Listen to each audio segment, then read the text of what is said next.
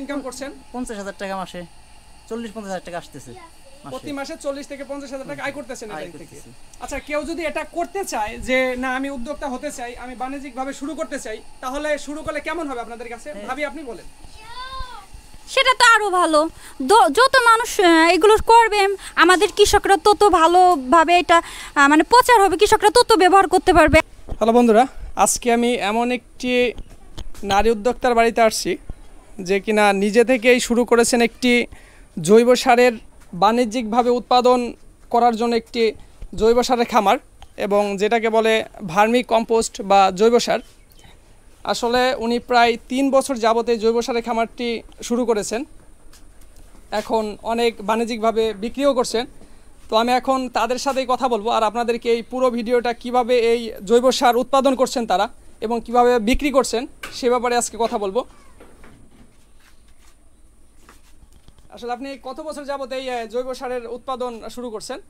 এটা প্রায় 3 বছর। আচ্ছা, এটা 3 বছর যাবত যে শুরু করছেন, আপনি একাই নাকি আপনাকে কেউ সহায়তা করেছে?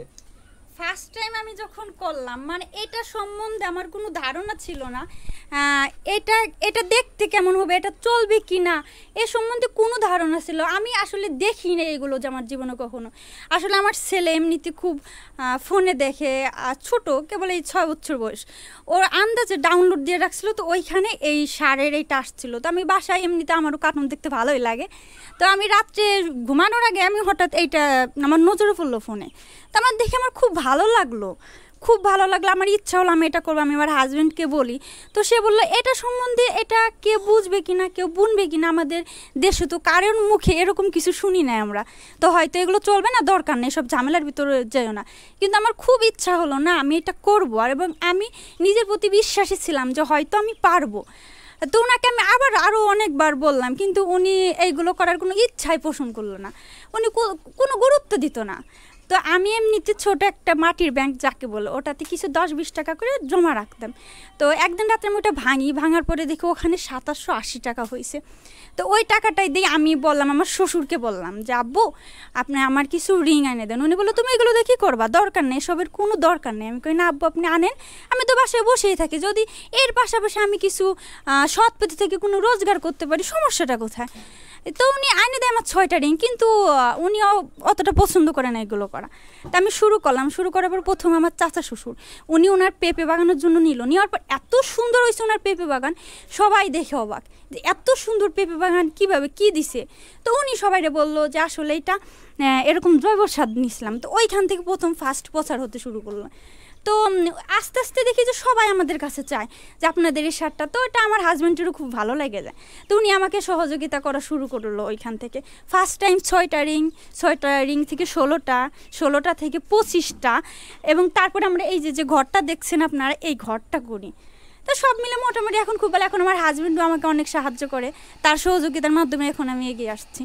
তো ভাবি যে আপনার হচ্ছে এইখান থেকে আপনি প্রতি মাসে কয় বস্তা করে সার উৎপাদন করতে পারেন? আমি এ পর্যন্ত মানে মাসে মনে করে মাসে আমার 2বার সার হয়, 15 দিন পর পর।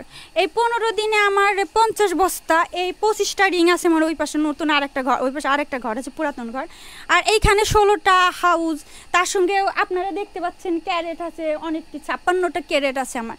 সব মিলে 15 দিনে আমার 50 মণ মতো সার ওঠে। তো এক মাসে 30 দিনে 100 মণ প্রায় সার, প্রায় কাছাকাছি 100 মণের সারে। আচ্ছা, আপনি প্রতি বস্তা আপনি কত করে বিক্রি করেন? প্রতি বস্তা 40 কেজির বস্তা আমি 500 টাকা মণ বিক্রি করি। 500 টাকা মণ। আচ্ছা, এই যে যেটা হচ্ছে প্রায়, এটা তো মনে হচ্ছে প্রায় সার হয়ে গেছে, তাই না? হ্যাঁ, এটা সার হয়ে গেছে। এইটা হলো আমরা এখন উঠাই এটা চালার পর এটা আরো ঝুরঝুরে হয়ে যাবে, একদম অবিকল চা পাতির মতো দেখা যাবে। আচ্ছা, শুনেছি এর মধ্যে কেঁচো দেয়া লাগে। আচ্ছা, এই কেঁচোর কিভাবে আপনারা এটা কেঁচো একটু দেখান তো, এটা হাত দিয়ে। এই যে এইটা কিন্তু আমাদের দেশে যে সব কেঁচো পাওয়া যায় সেইগুলো না, এই যে কেঁচো আমাদের দেশের কেঁচো নাগুলো, এইগুলো বলে থাইল্যান্ডের কেঁচো। এর সাইজ কিন্তু এত বড়, এর থেকে বড় হবে না এর সাইজগুলো, সর্বোচ্চ এত বড়ই এই সাইজগুলো কিন্তু। আচ্ছা, তাহলে এটা কোথা থেকে আপনারা এনেছিলেন এই কেঁচোগুলো?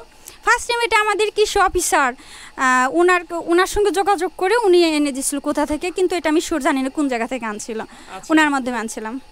আচ্ছা, তাহলে এটা আপনি এই যে আপনার হাজব্যান্ড যে উনি হচ্ছে আপনাকে এটা দিয়ে সহায়তা করতেছে বর্তমানে। হ্যাঁ, উনি আমার এখন খুব সহযোগিতা করতেছে, কারণ উনি সহযোগিতা না করলে এখন তো আমি এত দূর পর্যন্ত পারতাম না।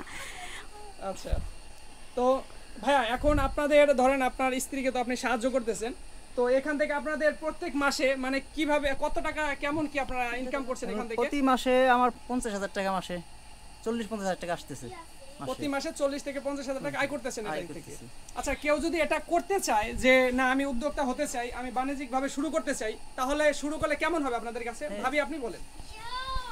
সেটা তো আরও ভালো, যত মানুষ এগুলো করবে আমাদের কৃষকরা তত ভালোভাবে এটা মানে প্রচার হবে, কৃষকরা তত ব্যবহার করতে পারবে। আমরা সাধারণত আমরা তো আমাদের কৃষকদের আমরা পরিমাণ মতো দিতে পারছি না, আমাদের কাছে অনেক কাস্টমার এসে ফেরত যাচ্ছে।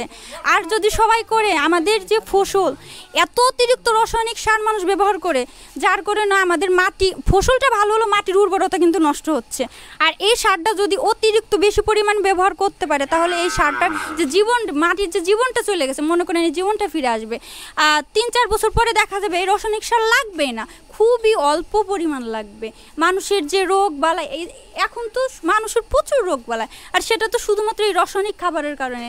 100%-এর 80% রাসায়নিক খাবার, ভেজাল খাবার, এইগুলোর কারণে এই রোগ বালাই হয়। আর যদি আমরা এই সারটা সবাই ব্যবহার করে, তাহলে মনে করেন এই রোগ বালাই হবে না, মানুষের শরীর সুস্থ থাকবে অনেক বেশি, মাটির উর্বরতা নষ্ট হবে না, সব দিক থেকে অনেক ভালো হবে। তো সবাই যদি এইগুলো করে, মানুষ আরও বেশি ব্যবহার করবে, আরও বেশি ভালো হবে।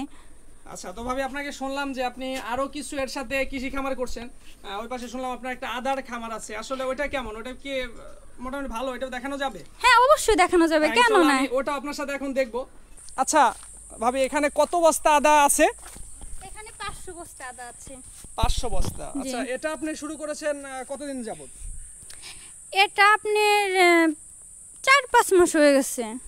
প্রায় 4-5 মাস। আচ্ছা, এটা কতদিন পর উঠানো লাগে? এটা 8 মাস পর। 8 মাস পরে। আচ্ছা, এমন আদার বাগান আপনার কি আরো আছে নাকি এটাই প্রথম?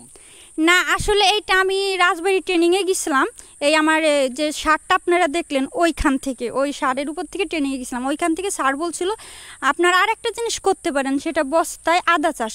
তো ওই কথাটা আমার খুব ভালো লাগছিল, আমার মনে হচ্ছিল আমি ওইটা করবো। তো আমি বাড়ি এসে আমার হাজবেন্ডরে বলে, এইখানেও সে প্রথমে রাজি হয় না। তো আমি এমনিতে সিমেন্টের বস্তা কিনে 100 বস্তা। তো এর ভিতরে কৃষি অফিসার একদিন আমার বাসায় আসে আমার এই সারের খামার দেখতে।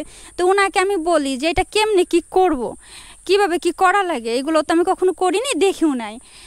তো উনি আমাকে বললেন যে ভাবি আপনি সত্যি কি করতে চান? আমি বললাম অবশ্যই করতে চাই। তো আমি বললাম যে 100 বস্তাও কিনছি। তো উনি বললো বস্তা কেনার দরকার নেই ভাবি, এটা আমাদের সরকারিভাবে প্রজেক্ট আসে, আমি আপনাকে সাহায্য করবো। যেহেতু আপনি এত ইচ্ছা নিজের থেকে ইচ্ছা, অনেকেই ওনাদের ইসে আসে যে সমস্ত সাহায্য সহযোগিতা পাওয়ার পরেও তারা করে না, কিন্তু আমি নিজের থেকে বলতেছি, তো এটা ওনার ভালো লাগে। তো উনি আমাকে হেল্প করে, উনি আমার এই প্রজেক্টটা দেয়, বস্তাগুলো দেয়, আর এই আদা আর বেসন দেয় কিছু। তো ওইখান থেকেই আমি এই যে শুরু করেছি। কতদিন পরে আপনি আদাগুলো উঠাবেন? এই 3 মাস মতো যদি করি, তাহলে আপনার আর 5 মাস পরে উঠাবো। মানে মোট 8 মাস পরে উঠাবেন? হ্যাঁ, মোট 8 মাস। তো ঠিক আছে, তো এই শুনলেন বন্ধুরা, এখানে উনি আদার চাষ করেছেন, আর 3 মাস পরে উনি আদা উঠাবেন এখান থেকে। আসলে নারী উদ্যোক্তা হলে যা হয়, আপনি দেখতেই পাচ্ছেন যে আপনারা শুনলেন ওনার মুখ থেকে যে উনি প্রচুর কষ্ট করেন এখানে এগুলো দিয়ে, মোটামুটি প্রচুর কষ্ট করতে করতে আজ উনি এই সফলতার দিকে যাচ্ছেন। আসলে সফলতা উনি পাচ্ছেন, আপনারা শুনতেই পেলেন যে অনেকগুলো মানে 50 বস্তার মতো প্রায় হচ্ছে জৈব সার উঠায় উনি, এখান থেকে ওনার অনেকটা আয় হচ্ছে। তো আপনারা বন্ধুরা শুরু করতে পারেন এমন আদার খামার এবং এমন জৈব সারের খামার। আচ্ছা ভাবি, আপনি যে এই যে আদা একদম আদা গাছগুলো একদম তরতাজা মনে হচ্ছে, আপনারা এখানে কি সার ব্যবহার করেছেন? এবং আমি এইখানে শুধুমাত্র আমারই জৈব সার ব্যবহার করছি। আচ্ছা, আপনার নিজের জৈব সার? হ্যাঁ, আমার নিজের জৈব সার। আচ্ছা, আপনারা নিজেরাই শুনলেন, এখানে সবাই কীটনাশক ব্যবহার করে, কিন্তু ভাবি হচ্ছে ওনার নিজের খামারের জৈব সার এখানে ব্যবহার করেছেন। খুবই সুন্দর এবং সতেজ গাছগুলো দেখা যাচ্ছে, আপনারা দেখেই হয়তো বুঝতে পারছেন। এভরিওয়ান, দেখতে পেলেন এটাই হচ্ছে ওনার নারী উদ্যোক্তার একটি জৈব সারের খামার। আসলে আপনারা যারা এখান থেকে নিতে চান, আর যারা আমার এই ভিডিওটি দেখছেন, তারা আশা করি আপনার ক্ষেতের উৎপাদন বাড়াতে এই ওনার সাথে যোগাযোগ করবেন এই নাম্বারে, আর আপনারা পেয়ে যাবেন ওনার কাছ থেকে একদম সুলভ মূল্যে এই রাসায়নিক বলতে জৈব সারগুলো। প্রতি বস্তা পাবেন আপনারা 500 টাকায়। আর যারা শুরু করতে চান তারা ওনার কাছ থেকে কিছু পরামর্শ নিয়ে এই ব্যবসা শুরু করতে পারেন। আশা করি আপনারা লাভবান হতে পারবেন ওনার মতো। আসলে ওনারা মাত্র 3 বছর যাবত শুরু করেছেন, আর আপনারাও চাইলে এভাবেই শুরু করতে পারেন। এই পাশে দেখতে পাচ্ছেন একদম বিক্রয়ের উপযোগী করে রেখেছেন এখানে। হয়ে গেছে আর অলরেডি আজকে সকালে ওনারা ভাই কত বস্তা আজকে বিক্রি করছেন? আজকে প্রায় 20 বস্তার মতো বিক্রি হয়েছে। আজকে প্রায় 20 বস্তার মতো আপনারা শুনলেন ওনার কাছ থেকে বিক্রি করেছেন। আসলে এদিকে যেগুলো ফাঁকা দেখছেন এগুলো থেকেই সকালবেলা ভাবে হচ্ছে বিক্রি করেছেন সারগুলো। প্রায় 20 বস্তার মতো সার এখান থেকে বিক্রি করেছেন। আসলে ওনাদের চাহিদা অনেক বেড়ে গেছে, প্রচুর লোকজন এখান থেকে সার নেওয়ার চেষ্টা করছে বা সার নিচ্ছে যারা ভালো উৎপাদন করছে এই ক্ষেত্রে। আসলে ভাবি এখান থেকে কি সকালে আপনারা সারগুলো উঠাইছিলেন? না, সার উঠাইছি গতকাল। তো এটা উঠানোর পরে আবার এটা চালা লাগে, চালে রাখছিলাম, সেটা আছে দুপুরবেলা সবাই নিয়ে গেছে। দেখছি যেগুলো আপনারা খালি দেখছেন এগুলো থেকে উঠানো হয়েছে, এগুলো এখন আমি আবার গোবর দিব। গোবরগুলো 2-1 দিন রাখবো, এভাবে কলা গাছ দেবো কিছু চূড়ায়, ওইটা গ্যাস মুক্ত করার জন্য। বন্ধুরা, আপনারা যারা করতে চান তারা কিন্তু কখনো ভুলেও গোবর দিয়ে তার ভিতর কেঁচো দেবেন না, তাহলে কিন্তু কেঁচোগুলো মারা যাবে।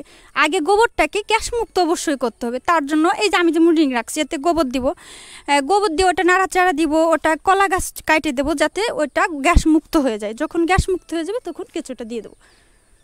তো অনেক অনেক ধন্যবাদ ভাবি আপনাকে। তো শুনতে পেলেন আপনারা বন্ধুরা, যারা হচ্ছে শুরু করতে চান তাদেরকে অবশ্যই তিনি একটা পরামর্শ দিলেন যে সরাসরি আপনারা কেউ গোবর দিবেন না, আগে কলার গাছ হচ্ছে সরাসরি আগে কেটে দিতে হবে গ্যাস মুক্ত করার জন্য, তারপর আপনারা এগুলোর মধ্যে কেঁচো দিবেন, তারপরে হচ্ছে আপনারা গোবর দিবেন। তো এই ছিল বন্ধুরা হচ্ছে এখানকার মূল ভিডিও। আশা করি আপনাদের ভালো লাগবে, এবং ভালো লাগলে আমার ইউটিউব চ্যানেল এবং ফেসবুক পেজটিকে ফলো দিয়ে রাখবেন। আল্লাহ হাফেজ বন্ধুরা।